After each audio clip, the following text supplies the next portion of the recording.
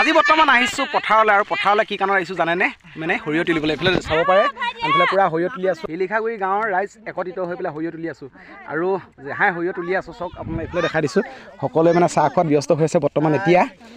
নমস্কাৰ আমি আজি সকলোৱে একত্ৰিত হৈ সৰিয়হ তুলিছোঁ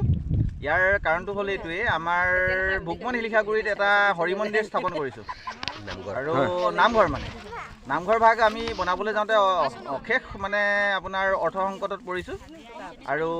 যিহেতু আমাৰ গাঁওখন ইমান টনকিয়াল নহয় সেই হেতুকে আমি সৰিয়হ তুলি সেই পইচাই আমি ৰাইজৰ নামঘৰটো আগবঢ়াম বুলি সকলোৱে একত্ৰিত হৈ আজি সৰিয়হ পথাৰত এনেদৰে সৰিয়হ তুলিছোঁ বেট খাইছোঁ আৰু ৰাইজসকল আছে তেওঁলোককো আপোনালোকে চাই মেলি দুআষাৰ তেওঁলোকেও ক'ব বিচাৰে যদি ক'ব আৰু কৃষ্ণ দেই ৰাইজ আমি আজি নামঘৰৰ কাৰণে আহিছোঁ সমূহ গাঁওখন একত্ৰিত হৈ মানে আমি এইটো কাৰণে আহিছোঁ আমাৰ গাঁওখনৰ নামঘৰ ভাগ বনাই আছোঁ নামঘৰ ভাগ বনাইছোঁ কিন্তু আমাৰ পইচা নাই পুঁজি নাই আৰু আমাৰ গাঁওখন মানে একেবাৰে দুখীয়া গাঁও সৰু গাঁও সেইটো কাৰণে আৰ্থিকৰ পৰা দুৰ্বল কাৰণে আমি নামঘৰ ভাগ নিজৰ পইচা উঠাব নোৱাৰা কাৰণত আমি এই মানে আজি নহয় আজি সেই 3 দিন হৈছে সৰিয়হ তোলা আৰু যদি কোনোবাই চাহ দিব পাৰে আৰু যদি কোনোবাই সৰিয়হ তুলিবলৈ আমাৰ গাঁৱৰ ৰাইজ যাব কাৰণ কেলে আমি নামঘৰ ভাগৰ কাৰণে দেহে কেহে লাগিছোঁ নামঘৰ ভাগ বনাইছোঁ যেতিয়া উলিয়াবতো লাগিবই নহ'লে আমাৰ দুখ লাগিব সদ্যহতে আমাৰ নিজৰে এতিয়া যথেষ্ট সংখ্যক সৰিয়হ আছে আমাৰ গাঁৱৰ ৰাইজৰ ভিতৰত সেইখিনি তুলি লোৱা হওক তাৰপিছত সিদ্ধান্ত কৰা হ'ব যদি মানে কোনোবাই মাতিলে আমি যাম গতিকে কোনোবাই যদি মাতে আমি যাম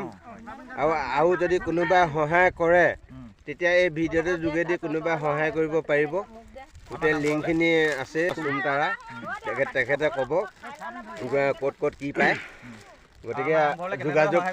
সেইটোৱে নামঘৰলৈ কেনেকৈ যোগাযোগ কৰিব পাৰিব তেখেতৰ লগত আলোচনা কৰি ল'লেই আমি নিথৈ সুখী হ'ম মানে আৰু যিগৰাকীয়ে আগবঢ়াব তেখেতকো আমি মানে হিয়া উজাৰি আশীৰ্বাদ কৰিম তেখেতৰ নেক্সট ভিডিঅ'টো জনাবলৈ চেষ্টা কৰিম আৰু তেখেতৰ দীৰ্ঘায়ু কামনা কৰিম আশীৰ্বাদ কৰিম আমি ৰাইজে ধন্যবাদ আৰু অন্য 2-এজন আমাৰ মহিলাসকলো আছে তেওঁলোকে যদি কিবা কয় এই বিষয়ত মন্তব্যত আমি কেমেৰাবোৰ মহিলাসকলৰ পিনে দেখাবলৈ অনুৰোধ জনালোঁ ঠিক আছে দেখাম বাৰু চাওকচোন বাৰু আমাৰ লখিমপুৰ জিলা ভোগমন শিলিখাগুৰিৰ বানপীড়িত অঞ্চল এখন এই গাঁওখন আমি মাত্ৰ প্ৰায় 22-23 ঘৰ মানুহ আছোঁ বিশেষ আমাৰ ইয়াত আজি প্ৰায় 100-150 বছৰ আগৰ পৰাই ইয়াত নামঘৰ নাই আৰু সেয়েহে আমি এটা নামঘৰ স্থাপন কৰিলোঁ কিন্তু নামঘৰটো বনাবলৈ বহুত ৰাইজেও সহায় কৰিছে আমাৰ ওচৰ চুবুৰীয়া ৰাইজেও কিছুমানে সহায় কৰিছে বাৰু মানে আমাৰ আঞ্চলিক ৰাইজে সহায় কৰিছে কিছুমান কিন্তু ইমান কষ্ট কৰি কাৰোবাৰ ল'ৰা ছোৱালী আছে কাৰোবাৰ কোনোবাই নাই চব আহি পেলাই একত্ৰিত হৈ পেলাই সৰিয়হ তুলি নামঘৰটো প্ৰতিস্থাপন মানে অলৰেডি প্ৰায় বনাই হৈছেগৈ আৰু কিন্তু মানে মণিকূট ভাগ কিন্তু ওপৰত টিং লগোৱা হোৱা নাই আৰু পইচা আৰ্থিকভাৱে খুবেই মানে অকণমান দুৰ্বল হয় আৰু সকলোৱে মানে মিলি কৰিবৰ কাৰণে হাতত যিহেতু পইচা নাই সেইটো কাৰণে সকলোৱে মানে সৰিয়হ তোলাত ব্যস্ত হৈছে যদি আপোনালোকে যদি ভাবে কিবা এটা অনুদান আমাৰ নামঘৰটোলৈ দিম বুলি যদি আপোনালোকে ভাবে তেতিয়া মই ইয়াত আপোনাৰ স্ক্ৰীনত ওলাইছে 2টা নম্বৰ ফোন নম্বৰ সেই ফোন নম্বৰত আপোনালোকে কল কৰি পেলাই মানে যোগাযোগ কৰিব পাৰে আৰু যোগাযোগ কৰি পেলাই আপোনালোকে দা দক্ষিণা কিবা দিম বুলি ভাবিলে দিব পাৰে তো মই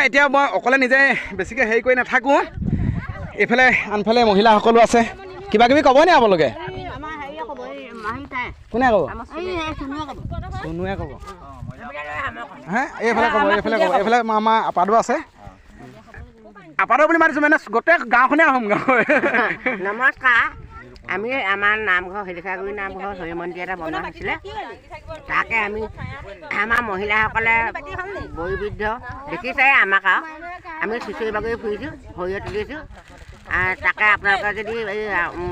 অকণমান চাই চিতি নামঘৰটোৰ কাৰণে যদি হেৰি কৰে সহায় সহযোগ কৰে আমি আপোনালোকক নথৈ সুখী হ'ম আমিনো কি ক'ম আমাৰ মানে এই শিলিখাগুৰি নামঘৰ হেৰি গাঁওখন পাছ কৰা মানে নৈয়ে বহুত পানী মাৰি থাকে আমি আমাৰ খেতি পথাৰ একো নহয় সেইকাৰণে আমি মানে এইভাগেই মানে আমি তুলি মেলি পেলাই নি ধান খেতি নহয় নামঘৰটো আমি অকণমান আগ্ৰহ কৰিবলৈ লৈছোঁ ভাল লাগিল দেই বহুত ভাল লাগিলে আৰু মই আপোনালোকে আৰু এটা কথা কওঁ যিহেতু আপোনালোকে একেবাৰে ওপৰত যে